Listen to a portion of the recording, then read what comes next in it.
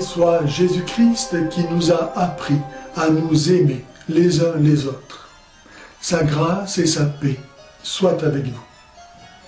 Dans une vidéo intitulée « Mariage, l'Église et la contraception », publiée sur le site Gloria TV, M.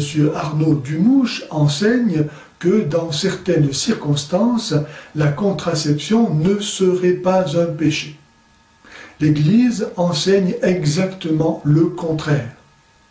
Nous lisons en effet dans le catéchisme de l'Église catholique, auquel il faut toujours se référer pour connaître la doctrine véritable de l'Église sur un sujet donné, que la contraception est intrinsèquement mauvaise, c'est-à-dire en elle-même, indépendamment des circonstances et de l'intention. Le principe avancé par M. Dumouche est que certaines finalités permettraient des solutions qui sont des moindres maux. Or, cette doctrine a été condamnée par le pape Paul VI qui écrit, je cite, « On ne peut invoquer comme raison valable pour justifier des actes conjugaux rendus intentionnellement inféconds le moindre mal. » Et Jean-Paul II, « Les circonstances ou les intentions ne pourront jamais transformer un acte intrinsèquement mauvais, de par son objet, en un acte subjectivement honnête ou défendable comme choix. Si donc il est parfois licite de tolérer le mal, il n'est jamais permis de le vouloir. » Saint Paul écrit que celui qui fait le mal en vue d'un bien mérite sa condamnation. Mais non content d'inviter à pécher sous couvert de compassion et de charité, M. Dumouche ose attaquer l'autorité de l'Église en prétendant mettre en contradiction son enseignement dogmatique et la pastorale, comme si l'Église enseignait des choses impossibles à réaliser. Minant ainsi la confiance que l'on doit avoir en elle, il l'accuse notamment, je cite, de ne pas toujours avoir été sage en matière d'éthique sexuelle, comme s'il lui appartenait à lui de juger l'Église. C'est la troisième fois que je montre comment M. Dumouche, infecté par l'hérésie moderniste, mêle le vrai et le faux, la doctrine catholique et ses propres élucubrations, et conduit ainsi les âmes qui l'écoutent à accepter le péché et donc à se damner. Mais il ne craint pas même le ridicule d'inviter ceux qui pratiquent la contraception à ne pas communier, révélant ainsi la condamnation de sa propre conscience. Car pourquoi ne devraient pas communier ceux qui pratiquent la contraception si la contraception n'est pas un péché? Je rappelle pourquoi la contraception est toujours un péché grave. Parce qu'elle empêche le don total de soi dans l'acte voulu par Dieu comme expression propre de l'amour des époux scellé dans le mariage et ordonné de soi à la génération d'un nouvel être humain, aussi vrai que l'amour donne la vie, fait vivre. Faire semblant d'aimer en faisant semblant de se donner n'a jamais rendu personne heureux, mais au contraire détruit en soi et en autrui la très haute vocation humaine à l'amour. Et si l'amour n'est pas respecté dans sa vérité, qu'est-ce qui le sera? C'est pourquoi la mentalité contraceptive est la plus grande pourvoyeuse d'enfants à l'avortoir, de couples au divorce et en conséquence d'enfants asociaux.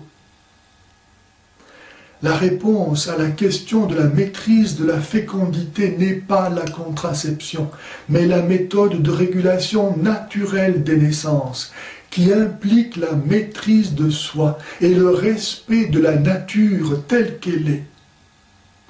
Si l'amour est le don de soi, alors plus je me maîtrise, plus je me possède et plus aussi je peux me donner.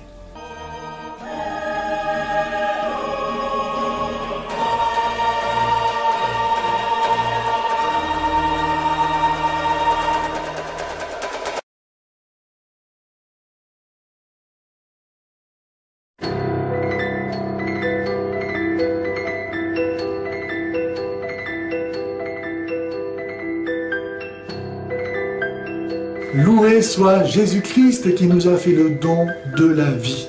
Sa grâce et sa paix soient avec vous. Monsieur Arnaud Dumouche, professeur de religion en Belgique, enseigne que la fécondation in vitro dans le mariage n'est pas illégitime, c'est-à-dire n'est pas un péché mortel conduisant à l'enfer. Il enseigne cela sur un site internet Gloria TV dans une vidéo appelée Mariage 15, la fécondation in vitro, théologie catholique. Or, on ne peut prétendre faire de la théologie catholique et contredire en même temps l'enseignement de l'Église. En effet, l'instruction Donum Vitae, publiée par la Congrégation pour la doctrine de la foi le 22 février 1987, et le catéchisme de l'Église catholique en ses numéros 2376 et 2377, enseignent le contraire de ce que M. Arnaud Dumouche enseigne.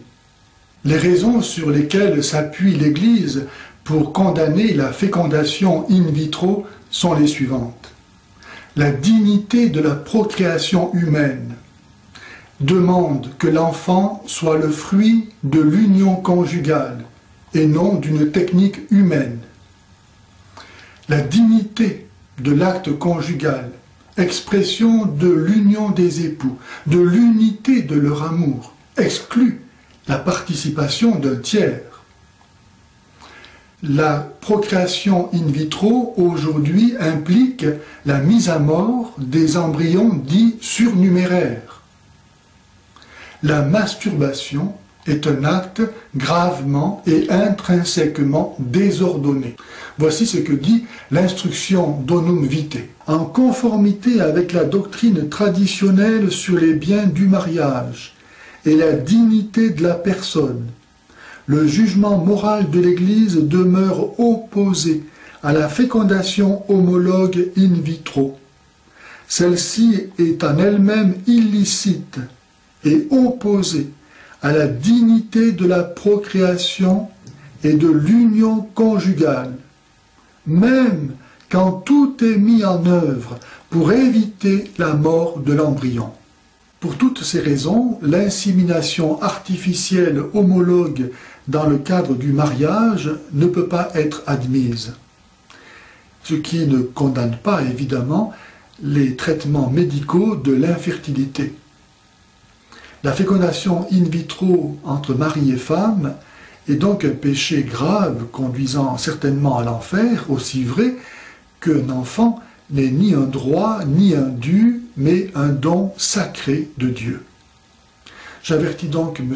Arnaud Dumouche du devoir grave pesant sur lui de réparer le péché de scandale causé par son enseignement par une nouvelle vidéo enseignant cette fois-ci celui de l'Église.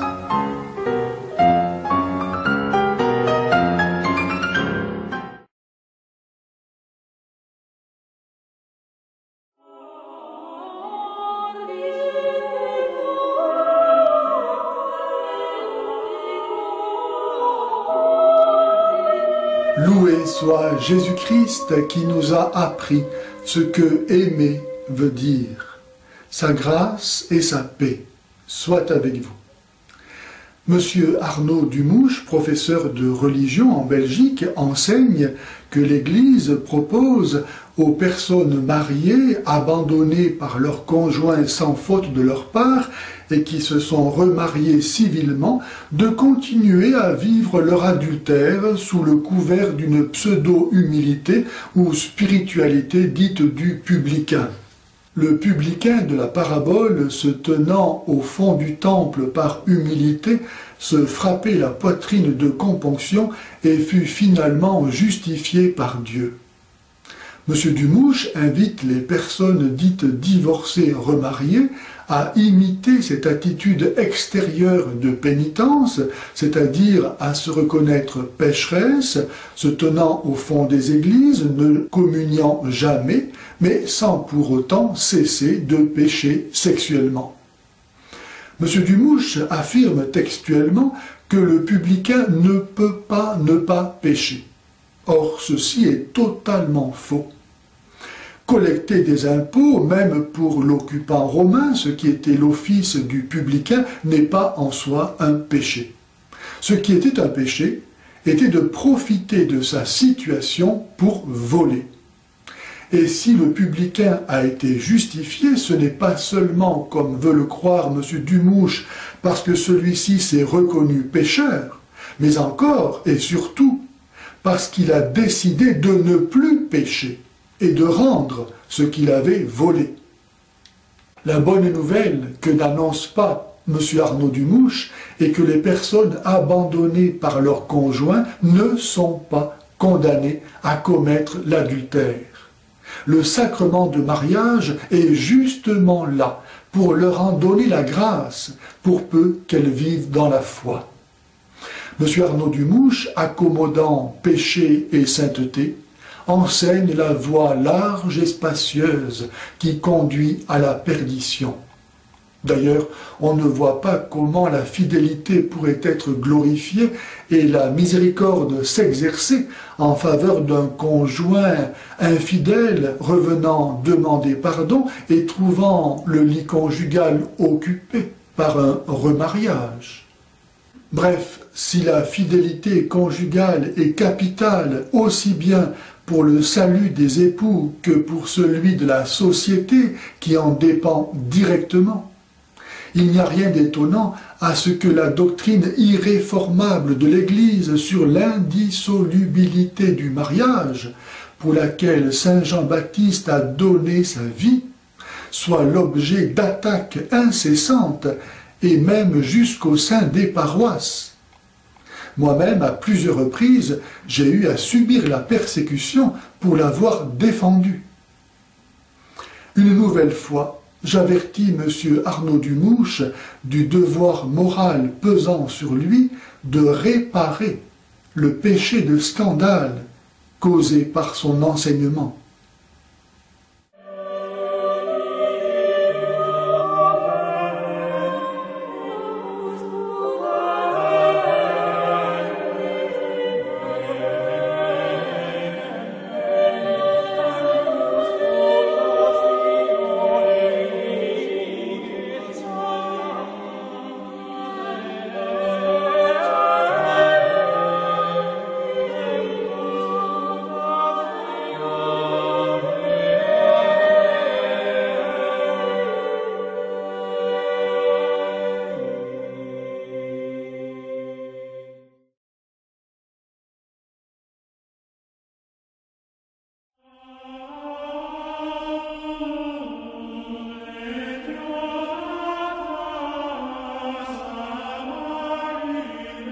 Loué soit Jésus-Christ qui nous invite à veiller et à prier sans cesse, car nul ne connaît ni le jour ni l'heure de son départ.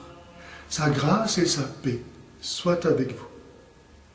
Du sens donné à notre mort dépend celui de notre existence.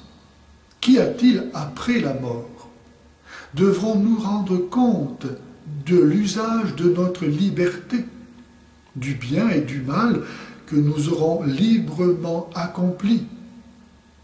À ces questions, certains, tel Arnaud Dumouche, enseignent que la mort n'est pas la fin de la vie, mais un passage suffisamment long pour être une nouvelle condition de l'âme, lui permettant alors et alors seulement de faire en toute liberté et lucidité le choix de son destin éternel.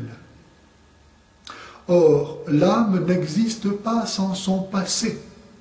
Il est donc vain d'imaginer un état où l'âme serait chimiquement pure de tout ce qui pourrait la déterminer à faire le mauvais choix.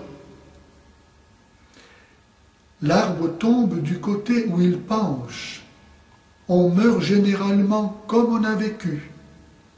C'est ce que Dieu le Père enseigne à sainte Catherine de Sienne, docteur de l'Église, que je vous cite. « Je veux que tu saches, dit Dieu le Père à Catherine de Sienne, ce qui arrive au moment de la mort, à ceux qui se sont mis pendant leur vie sous la domination du démon. Ce n'est pas par contrainte, car nul ne peut les y forcer. C'est volontairement qu'ils se sont livrés eux-mêmes entre ses mains et qu'ils ont porté jusqu'aux approches de la mort le joug honteux de cet esclavage. À ces derniers instants, ils n'ont pas besoin d'un jugement étranger. Leur conscience est à eux-mêmes leur propre juge. Et c'est en désespéré qu'ils se jettent dans l'éternelle damnation. Aux portes de la mort, ils se cramponnent à l'enfer par la haine, avant même d'y pénétrer. À l'encontre donc de ce qu'enseigne Arnaud Dumouche, il n'y a pas de condition ni de chance donnée dans la mort, et encore moins après. Le salut se joue dans cette vie, et la mort n'est pas une condition nouvelle qui permettrait de se convertir. Arnaud Dumouche croit pouvoir mettre au service de sa théorie le texte conciliaire suivant. Puisque le Christ est mort pour tous et que la vocation dernière de l'homme est réellement unique, à savoir divine, nous devons tenir que l'Esprit Saint offre à tous, d'une façon que Dieu connaît, la possibilité d'être associés au mystère pascal. Non seulement rien ne permet de ne pas comprendre que ce texte concerne toute la vie de l'homme et pas seulement le moment de sa mort, mais surtout, par l'énoncé « d'une façon que Dieu connaît », l'Église exprime son ignorance de la voie par laquelle certains sont sauvés en dehors des voies de salut ordinaires instituées par notre Seigneur. Il est donc illusoire et présomptueux de prétendre connaître la façon dont le salut est communiqué à ces âmes-là. Arnaud Dumouche croit encore pouvoir trouver dans le petit journal de Sainte Faustine un argument justifiant sa foi en une grâce particulière de salut donnée systématiquement à toutes les âmes au moment de la mort. Mais Sainte Faustine n'y fait pas là autre chose que de témoigner de l'importance de la prière pour les agonisants. Elle n'enseigne pas qu'une grâce particulière de salut serait donnée systématiquement à toutes les âmes par la venue du Christ en gloire. Si Dieu peut certes faire des miracles de miséricorde jusqu'au dernier instant, ceux-ci, comme tout miracle, demeurent exceptionnels et ne peuvent donc pas être présentés comme la norme de l'agir divin. La grave erreur de Arnaud Dumouche est de vouloir croire et de prêcher que systématiquement les âmes recevraient une grâce de salut particulière au moment de leur mort. Ce qui non seulement rendrait inutile la prière pour les agonisants, mais stupide la recommandation du Christ de veiller et de prier sans cesse pour ne pas mourir en état de péché mortel, car un seul suffit pour se damner.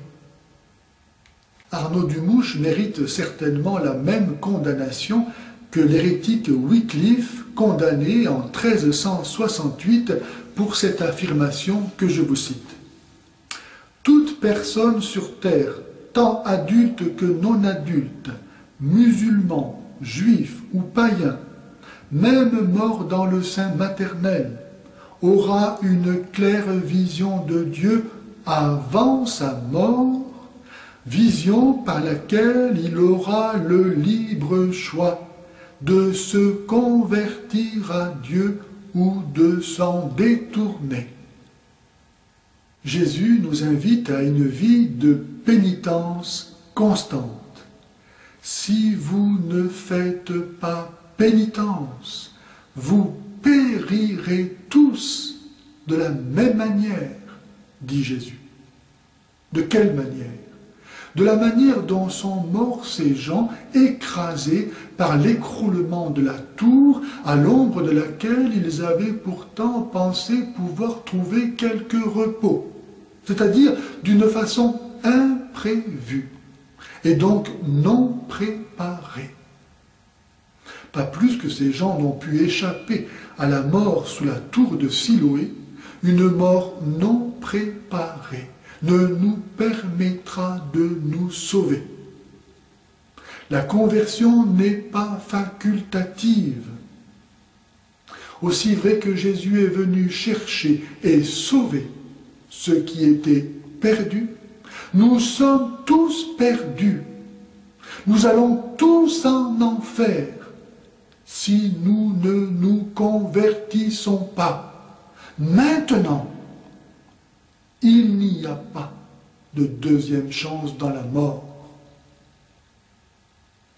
Si les gens savaient qu'ils vont en enfer, ils changeraient de vie.